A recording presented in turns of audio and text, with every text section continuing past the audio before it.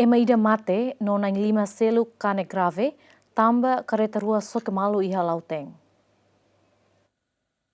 Acidente nebe acontece a lorong segunda mais ou menos tukutol lorokraik iha area Buiomau, suku Serelau, pos administrativo Lauteng, município Lauteng. Diretor Direção Nacional Trânsito Segurança Rodoviária Nacional, Superintendente Assistente Luiz da Costa Hateten, informação nebe Secção Trânsito Segurança Rodoviária Município Lauteng relata ba Direção Trânsito Nacional Catek, acidente husi careta Hilux ho Triton iha município Lauteng ne, tambah alegadamente halai ho velocidade nebe as ho di resulta motorista ida la com vida no naing 5 selu kane grave. E acidente entre Hilux ida ho Triton.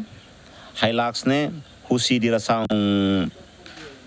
Dili atuba Los Palos ho nia velocidade nebe makas. Sokemalu ho Triton nebe husi direção Los Palos atuba Dili.